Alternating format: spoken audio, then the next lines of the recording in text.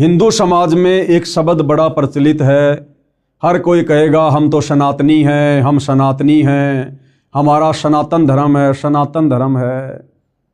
जबकि सतगुरु रामपाल जी और उनके भक्तों के अलावा, सतगुरु रामपाल जी के यथार्थ 13वें कबीर पंथ के पंथियों के अलावा इस धरती पर कोई भी व्यक्ति, चाहे वो चारों शंकराचार्य हों या संत महंत मंडलेश्वर हों, उन लोगों को सनातन के स का भी ज्ञान नहीं है, स का भी। ये सनातन क्या है, सनातनी धर्म क्या है, सनातनी पूजा क्या है, अब आपको विस्तार से सुनने और समझने को मिलेगा। गीता अध्याय 4 श्लोक 1 और 2 में स्पष्ट किया है कि हे अर्जुन, यह योग यानी गीता वाला अर्थात चारों वेदों वाला ज्ञान, योग यानी ज्ञान भक्ति, मैंने सूर्य से कहा था। बहुत सारे भाई बहन अपनी नासमझी के चलते, अपने आधे अधूरे आध्यात्मिक ज्ञान के चलते गीता जी के अध्याय 4 श्लोक 1 और 2 में जो स्पष्ट किया गया है कि हे अर्जुन, ये योग यानी ज्ञान, गीता वाला ज्ञान अर्थात चारों वेदों वाला ज्ञान, क्योंकि ये जो गीता जी है ये चारों वेदों का सार है, चारों वेदों का निष्कर्ष है। 4 वेद मिलाकर बहुत मोटे हो जाते हैं, इसलिए ये वेदों वाला ज्ञान ये गीता जी के रूप में कन्वर्ट कर दिया गया। तो 4 वेद कहो या गीता जी कहो, बात एक ही है, चारों वेदों का सार है गीता जी। तो गीता ज्ञान देने वाला भगवान अर्जुन से कह रहा है कि भाई ये जो गीता वाला ज्ञान है ना, ये जो भक्ति की जानकारी है ना, ये सबसे पहले मैंने सूर्य देव को बताई थी, सूर्य देव को समझाई थी, ये ज्ञान सबसे पहले मैंने उसको दिया था। अब बहुत सारे भाई बहन कह देंगे कि भाई ये सूर्य जो आग का गोला है ये भला कैसे ज्ञान समझेगा। भाई यहां पर उस आग के गोले सूर्य को ज्ञान समझाने की बात नहीं कही जा रही। 33 करोड़ देवी देवताओं में एक देव है जिसका नाम है सूर्य देव। ये जो आग का गोला सूर्य है जो हमें रोशनी देता है, ये एक अलग वस्तु है। और इस आग के गोले सूर्य देव के ऊपर जिस देवता का कंट्रोल है, यानी जिस देवता के अंतर्गत ये विभाग आता है, वो सूर्य देव अलग है, वो एक देवता अलग है। जिस प्रकार जल का देवता है वरुण देव, तो जल अलग है, वरुण देव अलग है। वायु का देवता है पवन देव, तो पवन देव अलग है और वो वायु, वो डिपार्टमेंट अलग है। जिस प्रकार भाई और बहनों परिवहन मंत्री होता है, परिवहन मंत्री, अब परिवहन मंत्री कोई ट्रेन, बस या अन्य कोई साधन थोड़ी होता है। परिवहन मंत्री कोई अलग होता है, उसका नाम अलग होता है और परिवहन विभाग के ऊपर उस परिवहन मंत्री का कंट्रोल होता है। इसी प्रकार ये जो आग का गोला सूर्य है ये अलग है और इस आग के गोले सूर्य के ऊपर जिस देवता का कंट्रोल है वो सूर्य देव अलग है। वो आप और हमारी तरह मनुष्य शरीर में है, वो देव शरीर में है। तो ये ज्ञान सबसे पहले गीता ज्ञान देने वाले भगवान ने, ब्रह्म ने इस सूर्य देव को बताया था। सूर्य ने अपने पुत्र मनु से कहा, मनु ने अपने पुत्र इक्ष्वाकु को कहा। इसके बाद ये ज्ञान कुछ राज ऋषियों ने समझा, उसके पश्चात ये ज्ञान नष्ट हो गया, यानी लुप्त हो गया। फिर यानी ये चारों वेदों वाला ज्ञान भी धीरे धीरे आगे चलकर नष्ट होता चला गया। जैन संस्कृति कोश नामक पुस्तक में पेज नंबर 175 177 पर कहा है कि तीर्थकर ऋषभ देव की जीवन घटनाएं, तीर्थकर ऋषभ देव की जीवन घटनाएं। तीर्थकर ऋषभ देव अंतिम कुलकर नाभिराज के पुत्र थे। उनकी माता मरु देवी थी। वे इक्ष्वाकु वंशी नाभिराज अयोध्या के एक लोकप्रिय राजा थे। तरुण यानी युवा होने पर नाभिराज ने ऋषभ देव का विवाह सुनंदा और सुमंगला से कर दिया। सुनंदा ने तेजस्वी पुत्र बाहुबली और पुत्री सुंदरी को जन्म दिया और सुमंगला ने भरत सहित 99 पुत्रों और ब्राह्मी पुत्री को जन्म दिया। समय आने पर ऋषभदेव ने भरत को अयोध्या का, बाहुबली को तक्षशिला का और शेष युवराजों को उनकी योग्यता अनुसार राज्य सौंपकर संसार त्याग दिया और दीक्षा लेकर साधना में लीन हो गए। साधना काल में पाणिपात्री ऋषभदेव 1 वर्ष तक निराहार रहे, यानी भूखे रहे। बाद में बाहुबली के पुत्र श्रेयांश कुमार ने इक्षु रस यानी गन्ने का रस देकर उनकी इस निराहार व्रति को तोड़ा। लगातार 1000 वर्ष तक तपस्या करने वाले मुनि ऋषभदेव ने अंत में केवल ज्ञान प्राप्त किया और धर्म देशना यानी नाम उपदेश देना प्रारंभ कर दिया। प्रथम धर्म देशना भरत के पुत्र मरीचि को दी, जो बाद में जैन धर्म के 24वें तीर्थकर महावीर वर्धमान बने। पवित्र गीता में क्या कहा है, कृपया पढ़ें व विचार करें। गीता अध्याय 6 श्लोक 16 में कहा है कि हे अर्जुन, यह योग यानी भक्ति साधना न तो बिल्कुल न खाने वाले की, यानी जो व्यक्ति व्रत रखता है, कुछ भी नहीं खाता है, गीता जी कह रही है कि उस व्यक्ति की भक्ति साधना कभी भी सफल नहीं हो सकती। बिल्कुल भी न खाना यानी व्रत रखना। यह योग यानी भक्ति साधना न तो बिल्कुल न खाने वाले की यानी व्रत करने वाले की सिद्ध होती है, यानी बिल्कुल भी सिद्ध नहीं होगी, न अधिक खाने वाले की, न अधिक सोने वाले की, न अधिक जागने वाले की सिद्ध होती है। ध्यान देने योग्य, आगे गुरुदेव क्या कह रहे हैं कि ध्यान देने योग्य बातें हैं। श्री ऋषभदेव जी ने गीता ज्ञान यानी चारों वेदों शास्त्रों में बताई साधना की विपरीत शास्त्र विधि को त्याग कर मनमाना आचरण अपनी इच्छा से किया, जिसे कोई लाभ नहीं हुआ, न होना था। यानी ऋषभदेव जी जो कि सतयुग में हुए थे, ऋषभदेव जी ने शास्त्रों में वर्णित साधना को त्याग कर, यानी चारों वेदों में जो भक्ति साधना लिखी हुई है उसका त्याग करके और मनमाना आचरण करना शुरू कर दिया था। और 1000 वर्ष तक वो निराहार रहे। और उसके बाद जब उन्होंने सबसे पहले नाम उपदेश देना शुरू किया तो सबसे पहला उपदेश ऋषभदेव जी ने अपने पोते मारीची को दिया। और वही मारीची वाली आत्मा आगे चलकर जैन धर्म में 24वें तीर्थकर महावीर स्वामी कहलाए।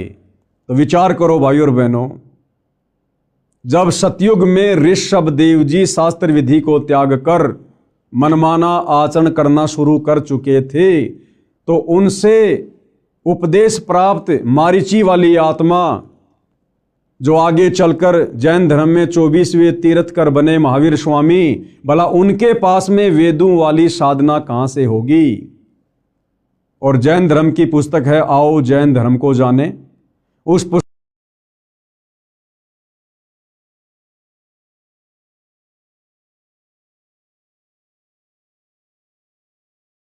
63 पाखंड मत यानी शास्त्र विधि को त्याग के मनमाना आचरण। श्री ऋषभदेव जी ने गीता ज्ञान यानी चारों वेदों में बताई साधना के विपरीत शास्त्र विधि को त्याग कर मनमाना आचरण अपनी इच्छा से किया, जिससे कोई लाभ नहीं हुआ, ना होना था। अन्य प्रमाण गीता अध्याय 17 श्लोक 5 और 6 में इस प्रकार कहा है, जो मनुष्य शास्त्र विधि रहित यानी शास्त्र विधि को त्याग कर केवल मन कल्पित घोर तप को तपते हैं, यानी जो साधना गीता में लिखी है, जो साधना चारों वेदों में लिखी है, उसके अनुसार भक्ति साधना ना करके जो मनमुखी रूप से कोई तप करता है, कोई पैदल यात्रा करता है, कोई कावड़ लेके आता है, कोई कैसा कैसा घोर तप करता है, तो कहते हैं कि शास्त्र विधि को त्याग कर केवल मन कल्पित यानी जैसा मन में आया वैसी भक्ति शुरू कर दी, या जैसा किसी ने बता दिया कि भैया फला फला जगह एक पीपल का पेड़ है, उसके चारों तरफ लाल धागा बांधने से ये सुख हो जाएगा, बेटा हो जाएगा। ये होते मन कल्पित कर्म, केवल मन कल्पित घोर तप को तपते हैं। वे शरीर में प्राणियों व कमल चक्रों में विराजमान शक्तियों को तथा हृदय में स्थित मुझको भी दुखी करने वाले हैं, वो कृष्ण करते हैं। उन अज्ञानियों को तू आसुर स्वभाव के जान। भाई गीता ज्ञान देने वाला भगवान हिंदू भाई बहनों को विशेष तौर पर समझना चाहिए। ये गीता जी का ज्ञान पढ़ाया जा रहा आपको, कौन सा अध्याय है, कौन सा श्लोक है। आगे चलकर आपको गीता प्रेस गोरखपुर से प्रकाशित उस गीता के पेज भी दिखाए जाएंगे आपकी संतुष्टि के लिए। तो गीता का ज्ञान देने वाला भगवान खुद कह रहा है कि जो व्यक्ति चारों वेदों में और गीता जी में जो साधना करनी चाहिए जो लिखी हुई है, उस साधना को ना करके और मन कल्पित घोर तप करते हैं, यानी कावड़ लाना, पैदल यात्रा करना, बद्रीनाथ जाना, केदारनाथ जाना, अन्य घोर साधना करना, कहते हैं उस व्यक्ति को तू राक्षस स्वभाव का जान, आसुर प्रवृत्ति का। और गीता ज्ञान देने वाला कह रहा है कि ऐसे प्राणी इस मनुष्य शरीर में विराजमान कमल दल में देवी देवताओं को भी दुखी करते हैं। और गीता ज्ञान दाता कहता कि ऐसे आसुर स्वभाव वाले प्राणी मुझको भी दुखी करते हैं, और ऐसे व्यक्तियों को तो शरीर छोड़ने के बाद में मैं घोर नरक में डालता हूं, नरक में। गीता अध्याय 17 श्लोक 5 और 6 में इस प्रकार कहा है, जो मनुष्य शास्त्र विधि रहित यानी शास्त्र विधि को त्याग कर केवल मन कल्पित घोर तप को तपते हैं, वे शरीर में प्राणियों व कमल चक्रों में विराजमान शक्तियों को तथा हृदय में स्थित मुझको भी दुखी करने वाले हैं, वो कृष्ण करने वाले हैं। उन अज्ञानियों को तू आसुर स्वभाव के जान, यानी राक्षस प्रवृत्ति वाला जान उनको। उपरोक्त गीता शास्त्र के उल्लेख से स्पष्ट हो जाता है कि इक्ष्वाकु वंशी नाभिराज तक यानी सत्य युग में लगभग 1 लाख वर्ष तक वेदों यानी गीता वाले ज्ञान अनुसार पूजा की जाती थी। यानी सतयुग में जिस समय अयोध्या के राजा नाभिराज थे, उस समय शास्त्रों के अनुसार साधना की जाती थी। लेकिन नाभिराज के बाद जब अयोध्या के राजा ऋषभ देव जी बने, तो ऋषभ देव जी ने ये चारों वेदों वाली साधना को त्याग दिया था और मनमाना आचरण करना शुरू कर दिया था। उपरोक्त गीता शास्त्र के उल्लेख से स्पष्ट हो जाता है कि इक्ष्वाकु वंशी नाभिराज तक यानी सतयुग में लगभग 1 लाख वर्ष तक वेदों यानी गीता वाले ज्ञान अनुसार पूजा की जाती थी। उसके पुत्र ऋषभ देव जी से यानी नाभिराज के पुत्र ऋषभ देव जी से शास्त्र विधि त्याग कर मनमाना आचरण प्रारंभ हुआ। यानी जैन भाई जिसे अपना प्रथम तीर्थकर कहते हैं ऋषभ देव, उस ऋषभ देव ने सतयुग से ही चारों वेदों वाली साधना को छोड़कर मनमुखी साधना शुरू कर दी थी। तो गुरुदेव भगवान का कहने का मतलब है कि जब तुम्हारे प्रथम तीर्थकर ऋषभ देव ने सतयुग में ही मनमाना आचरण करना शुरू कर दिया था, जिस भक्ति के करने से ना सिद्धि मिलती है, ना रिद्धि मिलती है, ना सुख होता है, ना मोक्ष होता है, तो वर्तमान के जैन भाई महावीर स्वामी को अपना परमात्मा मानकर भगवान मानकर जो साधना कर रहे हैं, उस साधना से तो जैन समाज के भाई बंधु लाख जन्म भी सुख और मोक्ष प्राप्त नहीं कर सकते। और श्री महावीर स्वामी जी तो वैसे ही 363 और नए नए पाखंड मत चलाकर चले गए, जैसे नंगा रहना, मुंह के ऊपर पट्टी बांधना, नंगे पैर रहना, ये इस प्रकार के 363 पाखंड मत चलाकर चले गए थे। सूर्य अस्त होने से पहले भोजन कर लेना, प्याज लहसुन का प्रयोग नहीं कर लेना, ये पाखंड मत में आते हैं जो महावीर स्वामी जी ने शुरू किए। और सनातनी पूजा का अंत हुआ, यानी सतयुग में जब से ऋषभ देव जी ने शास्त्र विधि को त्याग कर मनमानी साधना शुरू की, उसी समय से सनातनी पूजा का अंत हुआ, उसी समय से सनातनी पूजा समाप्त हो गई थी। श्री ऋषभ देव जी की पूजा यानी घोर तप करना वेदों के अनुसार साधना नहीं है, इसलिए ऋषभ देव जी की भक्ति शास्त्र विधि त्याग कर मनमाना आचरण था, जिससे उनका जीवन नष्ट हो गया था। यानी ऋषभ देव जी 84 लाख योनियों में चले गए फिर गधे कुत्ते सुअर बनने के लिए।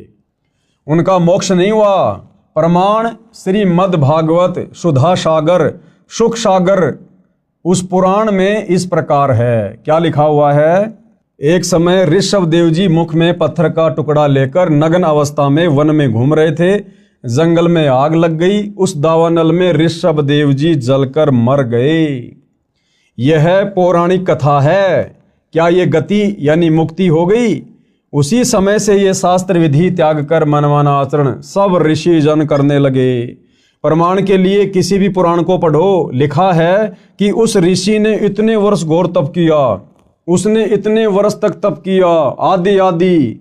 फिर वे शास्त्र विधि विरुद्ध साधक ऋषिजन अपना अपना अनुभव जो शास्त्र विरुद्ध साधना से हुआ उसका कथन करने लगे। अन्य ऋषिजन एक दूसरे की सुनकर आगे उन्हीं शास्त्रों के विपरीत ज्ञान को सुनाने लगे, जिनसे 18 पुराण बन गए। यानी सतयुग में अयोध्या के राजा ऋषभ देव जी ने चारों वेदों वाली साधना को त्याग कर जो मनमाना आचरण किया, पाखंड किया, आडंबर किया, उसको आधार बनाकर फिर आगे ऋषि मुनि साधु संत महात्माओं ने वैसी भक्ति करनी शुरू कर दी ऋषभ देव जैसी वाली। घर परिवार को छोड़कर संन्यास लेकर जंगलों में चले जाते थे, गुफाओं में रहा करते थे, घोर तप किया करते थे। जिस घोर तप को तपने के लिए गीता जी मना कर रही है। और आगे चलकर उन साधु संत महात्माओं को समाधि अवस्था में जैसा भी अनुभव प्राप्त हुआ, ये काल ऐसे सबको भ्रमित रखता है। और जैसा भी उनको अपनी भक्ति साधना से तप करने से जो भी अनुभव प्राप्त हुआ, उस अनुभव को आगे चलकर उन साधु संत महात्माओं ने आम व्यक्तियों के लिए पुस्तकों के रूप में लिखना शुरू कर दिया, जिससे 18 पुराणों की रचना हुई, 18 पुराण बने। और वही 18 पुराण आज हम हिंदू समाज के भाई बहन पढ़ रहे हैं, जिन पुराणों में गीता और वेदों के अनुसार शास्त्र अनुकूल साधना नहीं है। 90% ज्ञान इन 18 पुराणों में उन साधु संत महात्माओं का जो उन्होंने मनमाना आचरण किया, जैसा उनको अनुभव हुआ, केवल वही वर्णित है जो हमारे किसी काम का नहीं है। यानी इन 18 पुराणों में जो ज्ञान गीता और चारों वेदों से मिलता है वो सत्य है। इसके अलावा उनका जो अपना पर्सनल भक्ति अनुभव है वो हमने स्वीकार नहीं करना है। वो शास्त्र विधि को त्याग कर मनमाना आचरण है, मनमाना ज्ञान है, जिससे हमारी मुक्ति संभव नहीं है। पुराण ऋषियों के अनुभव की देन है। ये पुराण क्या है? ऋषियों के अनुभव की देन है, जिनमें सारा का सारा ज्ञान वेदों व गीता के विपरीत है। श्री ब्रह्मा जी, श्री विष्णु जी तथा श्री शंकर जी ने भी घोर तप किया, जो गीता शास्त्र के विपरीत मनमानी साधना है। अब बताओ भाई और बहनों, इसलिए सतगुरु रामपाल जी कहते हैं कि ब्रह्मा विष्णु महेश को भी संपूर्ण आध्यात्मिक ज्ञान नहीं है। ब्रह्मा विष्णु महेश भी 184 योनियों में जाते हैं, अपने कर्म का भोग भोगते हैं। इनके पास भी मुक्ति का साधन नहीं है। क्यों? क्योंकि ब्रह्मा विष्णु महेश भी शास्त्रों के विरुद्ध साधना करते हैं।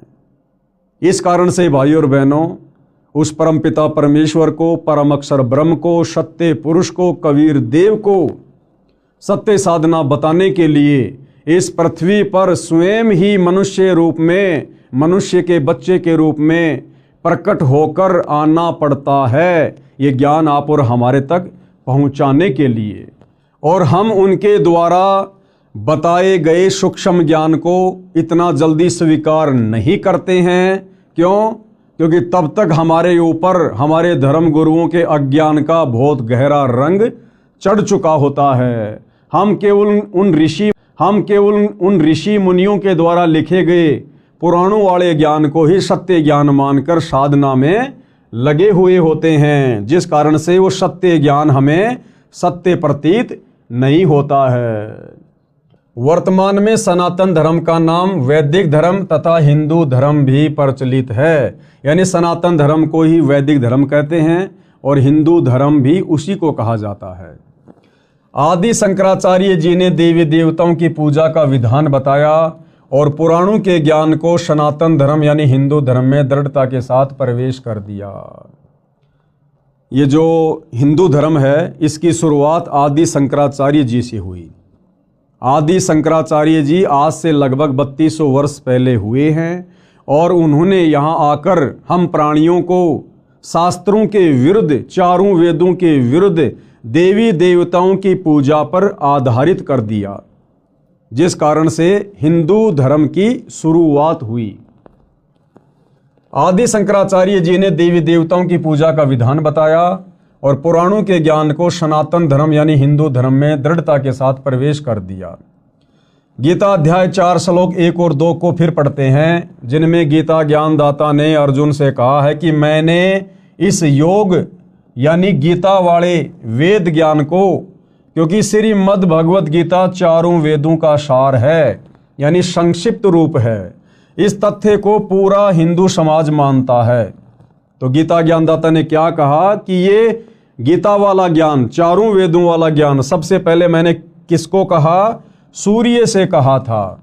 सूर्य ने अपने पुत्र वैश्वत यानी मनु से कहा और मनु ने अपने पुत्र इक्ष्वाकु से कहा। गीता अध्याय 4 श्लोक 1 में इसका वर्णन है। हे परंतप अर्जुन, इस प्रकार परंपरा से प्राप्त इस योग यानी ज्ञान को यानी गीता उर्फ वेद ज्ञान को राज ऋषियों ने जाना। किसने जाना? इन राज ऋषियों ने जाना। मनु जैसे ने, वैश्वत जैसे ने, इक्ष्वाकु जैसे ने, ये राजाओं के दरबार में रहा करते थे, उनके धर्मगुरु बनकर, राजगुरु बनकर। तो गीता ज्ञान देने वाला भगवान कह रहा कि हे अर्जुन, इस प्रकार इस ज्ञान को इन राज ऋषियों ने जाना। हे परंतप अर्जुन, इस प्रकार परंपरा से प्राप्त इस योग को यानी गीता उर्फ वेद ज्ञान को राज ऋषियों ने जाना, परंतु उसके बाद वह योग यानी वेद ज्ञान बहुत समय से इस पृथ्वी लोक में नष्ट हो गया यानी लुप्त हो गया। गीता अध्याय 4 श्लोक 2 में ऐसा वर्णन है। ध्यान दें तो श्लोक 2 के मूल पाठ में नष्ट शब्द है, जिसका अर्थ नष्ट हो गया, सटीक अर्थ है। राजा नाभिराज तक सतयुग लगभग 1 लाख वर्ष व्यतीत हो चुका था। यानी जिस समय सतयुग की शुरुआत में राजा नाभिराज अयोध्या के राजा थे, वो लगभग 1 लाख वर्ष तक अयोध्या के राजा रहे। उस समय तक ये शास्त्रों के अनुसार साधना होती थी, सनातनी पूजा होती थी, चारों वेदों के अनुसार साधना होती थी। और नाभिराज के बाद यानी सतयुग की शुरुआत के 1 लाख वर्ष बाद फिर ये ज्ञान धीरे धीरे नष्ट होना शुरू हो गया। राजा नाभिराज तक सतयुग लगभग 1 लाख वर्ष व्यतीत हो गया था। गीता का ज्ञान द्वापर के अंत में यानी कलयुग से लगभग 100 वर्ष पहले बोला गया था। गीता जी का ज्ञान कब बोला गया? कलयुग की शुरुआत से 100 वर्ष पहले यानी द्वापर युग के अंत में, यानी जिस समय सतयुग में नाभिराज अयोध्या के राजा थे, उसके लगभग 38 या 39 लाख वर्ष बाद द्वापर के लास्ट में गीता जी का ज्ञान बोला गया। अब भाइयों और बहनों, सतयुग की शुरुआत में 1 लाख वर्ष तक वेदों के अनुसार साधना होती थी और द्वापर के अंत तक यानी बीच में जो ये 39 लाख वर्ष का समय है, इस समय केवल शास्त्र विधि को त्याग कर मनमाना आचरण किया जा रहा था, वेदों के विपरीत साधना की जा रही थी। और गीता का ज्ञान बोला गया अब द्वापर के अंत में 39 लाख साल बाद। अब इस गीता में वो वेदों वाला ज्ञान है जो सतगुरु रामपाल जी बता रहे हैं, समझा रहे हैं।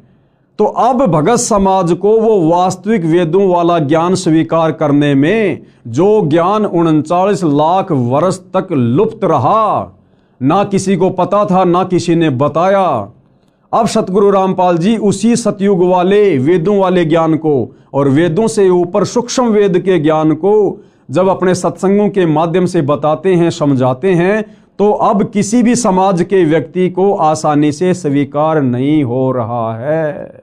सबसे बड़ी विडंबना सतगुरु रामपाल जी के सामने वर्तमान में ये है। ध्यान से पढ़िए भाई और बहनों। राजा नाभिराज तक सतयुग लगभग 1,00,000 वर्ष व्यतीत हो गया था। गीता का ज्ञान द्वापर के अंत में यानी कलयुग से लगभग 100 वर्ष पहले बोला गया था। गणित की रीति से नाभिराज के बाद यह गीता का ज्ञान 37,87,900 वर्ष बाद बोला गया है।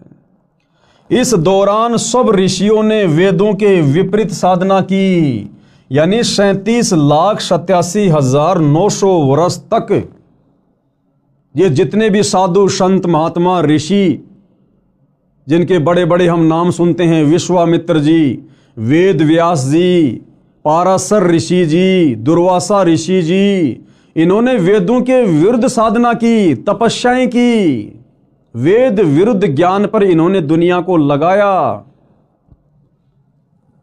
गणित की रीति से नाभिराज के बाद यह गीता का ज्ञान 37,87,900 वर्ष बाद बोला गया है। इस दौरान सब ऋषियों ने वेदों के विपरीत साधना की, जिसका प्रमाण तथा परिणाम 18 पुराण है। यानी इन 18 पुराणों में इन साधु संत महात्माओं ऋषियों की जो अपनी थ्योरी है, इन्होंने जो मनमानी साधना की और समाधि अवस्था में जैसा इनको अनुभव हुआ परमात्मा के विषय में, भक्ति के विषय में, उसी का वर्णन इन्होंने पुस्तकों के माध्यम से कर दिया, जिसको 18 पुराण कहा जाता है।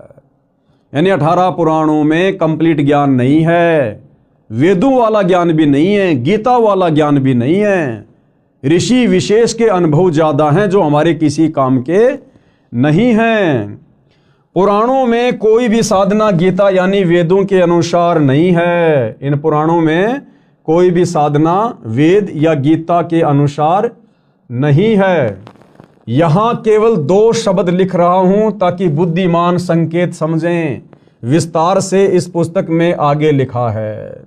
यानी सतगुरु रामपाल जी कहना ये चाहते हैं कि भाई, अगर आपने सत्य आध्यात्मिक ज्ञान समझना है, आपने वेदों वाला ज्ञान और वेदों से ऊपर सूक्ष्म वेद का ज्ञान समझना है, अपने मनुष्य जन्म को भक्ति करके सफल करना है, अपना मोक्ष करवाना है, दुखों से छुटकारा प्राप्त करना है, और जब तक हम यहाँ रहेंगे तब तक आपको सुख प्राप्त करना है, तो आपने बहुत ही धैर्य पूर्वक इस सत्य ज्ञान को जो वर्तमान में सतगुरु रामपाल जी के द्वारा बताया जा रहा है, समझाया जा रहा है, सत्संगों के माध्यम से या पुस्तकों में लिखकर, उसको बहुत ही धैर्य पूर्वक और निष्पक्ष होकर सुनने और समझने की आवश्यकता है। प्रमाण गीता के विपरीत साधना का गीता अध्याय 9 श्लोक 25 में कहा है कि जो पितर पूजता है पितरों को प्राप्त होगा। गीता अध्याय 9 श्लोक 25 में लिखा है कि जो व्यक्ति पितरों की पूजा करता है वो पितरों को प्राप्त होगा। यानी हम जो अपने बाप दादाओं के श्राद्ध निकालते हैं, ये पितृ पूजा है, ये भूत पूजा है। हमारे पूर्वज शास्त्रों के विरुद्ध साधना करके वो पितृ बन गए, जिनके हम श्राद्ध निकाल रहे हैं वो भूत बने हुए हैं। तो यदि हम गीता अध्याय 9 श्लोक 25 के अनुसार पितृ पूजा करेंगे, भूतों की पूजा करेंगे, श्राद्ध निकालेंगे, समाधि पूजेंगे, तो हम अपने पूर्वजों के पास चले जाएंगे जो भूत बने हुए हैं, जो पितृ बने हुए हैं। और पितृ तो वैसे ही महादुखी, तो भला कैसे हमारी मुक्ति होगी। इसलिए हमने बहुत ही धैर्य पूर्वक संत रामपाल जी के ज्ञान को सुनना और समझना पड़ेगा। गीता अध्याय 9 श्लोक 25 में कहा है कि जो पितृ पूजता है पितरों को प्राप्त होगा, यानी वो पितृ बनेगा। भूत पूजने वाला भूतों को प्राप्त होगा, यानी भूत बनेगा। और देवताओं को पूजने वाला देवताओं को प्राप्त होगा, यानी देवताओं के पास जाएगा। और मेरा भगत मुझे प्राप्त होगा। और जो देवताओं की पूजा करेंगे वो देवताओं के लोक में जाएंगे, देवताओं के लोक में जाकर उनके नौकर बनेंगे, उनके गण बनेंगे। और गीता ज्ञानदाता कहता है कि जो मेरी पूजा करेगा, इसकी पूजा गीता अध्याय 8 श्लोक नंबर 13 में लिखी हुई है कि ओम इति एक अक्षर ब्रह्म व्यवहारण माम अनुसर ब्रह्म व्यवहारण माम अनुस्मरण ये परियाति तजन देहम सयाति परमाम गतम। कि भाई अर्जुन, मुझ ब्रह्म की साधना का एक ओम मंत्र है, और जो व्यक्ति अंतिम श्वास तक ओम नाम की साधना विधिवत करता है मर्यादाओं में रहकर, शरीर छूटने के बाद वो मेरे ब्रह्मलोक में आता है। और गीता अध्याय 8 श्लोक नंबर 16 में ब्रह्म कह रहा है कि मेरे लोक में आने वाला भी वापस नीचे जाता है, नरक भोगता है, 84 में जाता है। यानी पूर्ण मुक्ति ब्रह्म के ब्रह्म लोक में भी नहीं है। देवताओं को पूजने वाला देवताओं को प्राप्त होगा, यानी देवताओं के पास जाएगा। और गीता ज्ञान देने वाला कह रहा है कि मेरा भगत मुझे प्राप्त होगा। यदि पवित्र हिंदू धर्म की पूजाओं पर दृष्टि दौड़ाई जाए, यानी वर्तमान में हिंदू समाज जो भक्ति साधना कर रहा है, हमारे ये जितने भी धर्म गुरु हैं, शंकराचार्यों से लेकर छोटे मोटे संत महंत मंडलेश्वर, ये जो साधना हमसे करवा रहे हैं, तो पता चलता है कि लगभग पूरा हिंदू समाज पितर पूजा, भूत पूजा, देवी देवताओं की पूजा करता है, जो शास्त्र विधि त्याग कर मनमाना आचरण होने से गीता अध्याय 16 श्लोक 23 के अनुसार व्यर्थ प्रयत्न है। यानी वर्तमान हिंदू समाज में जो साधना प्रचलित है, उस साधना के करने से हमें किसी भी प्रकार से रिद्धि सिद्धि या मोक्ष प्राप्त सौपन में भी नहीं हो सकता है।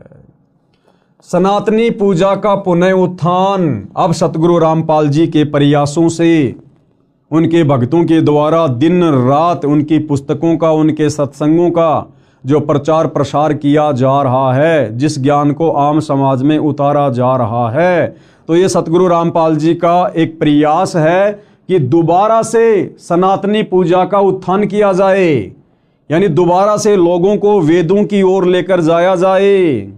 ये बाकी जितने भी लोग सनातन की बात करते हैं, सनातनी होने की बात करते हैं, सनातन का झंडा लेकर कहीं भी खड़े हो जाते हैं, रैलियां निकालते हैं, इन लोगों को तो सनातन के सह का भी ज्ञान नहीं है, सह का भी, कि सनातन होता क्या है।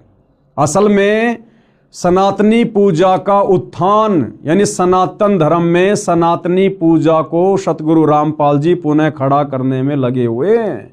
अब ये बात उनके सत्संग सुनने से और इन पुस्तकों को अच्छे से देखने, सुनने और पढ़ने से समझ में आएगी। सनातनी पूजा का उत्थान, मैं यानी लेखक कौन? सतगुरु रामपाल जी। मैं तथा 90% मेरे अनुयायी हिंदू हैं। हमने शास्त्र विधि रहित साधना त्याग दी, यानी जो साधना शास्त्रों में नहीं है, वेदों में नहीं है, जिस भक्ति के करने का विधान शास्त्रों में नहीं है, ना गीता में ना वेदों में, जैसे राधे राधे श्याम मिला दे, ओम नमो भागवते वासुदेवाय नमः, ये व्रत रखना, पितर पूजना, श्राद्ध निकालना, समाधि पूजना, कावड़ लेके आना, पैदल यात्रा करना, मंदिरों को पूजना, मस्जिदों को पूजना, इस प्रकार की जो साधना है वो सतगुरु रामपाल जी के पंथ में उनका कोई भी अनुयायी नहीं करता है, क्योंकि ये सभी प्रकार की पूजा साधना शास्त्र विधि को त्याग कर मनमाना आचरण है। मैं यानी सतगुरु रामपाल जी तथा 90% मेरे अनुयायी हिंदू हैं। हमने शास्त्र विधि रहित साधना त्याग दी है, शास्त्रों को अच्छी तरह पढ़ा व समझा है, उसके पश्चात शास्त्रोक्त साधना प्रारंभ की है। कि हम लोगों ने ये देखा देखी में भक्ति शुरू नहीं की है। हम सतगुरु रामपाल जी के जितने भी फॉलोवर हैं, हम लोग कोई अनपढ़ गवार मूर्ख नहीं हैं, बहुत अच्छे पढ़े पढ़े लोग हैं। और हमने ये भक्ति साधना सतगुरु रामपाल जी से आंख बंद करके स्वीकार नहीं की है। सतगुरु रामपाल जी ने प्रोजेक्टर पर, टीवी चैनलों पर सौ प्रमाण दिए हैं, गीता से, वेद से, कुरान से, पुराण से, सभी धर्म ग्रंथों से, और साबित किया है कि जो साधना वर्तमान में उनके पास है वो पृथ्वी पर किसी अन्य साधु संत महात्मा के पास नहीं है। इसलिए हम लोगों ने अपनी आंखों से सौ प्रमाण देखकर सतगुरु रामपाल जी की शास्त्र अनुकूल सत्य साधना ग्रहण की है, जो कि सर्व शास्त्रों से प्रमाणित है। वह इस प्रकार है। गीता अध्याय 4 श्लोक 34 को भी पढ़ें, जिसमें कहा है कि उस ज्ञान को, सूक्ष्म वेद वाले ज्ञान को तू तत्वदर्शी संतों के पास जाकर प्राप्त कर। अब देखो भाई और बहनों, गीता का ज्ञान देने वाला भगवान, आप चाहे उसको श्री कृष्ण कहो, चाहे उसको ब्रह्म कहो, गीता अध्याय 4 श्लोक 34 में क्या कह रहा है?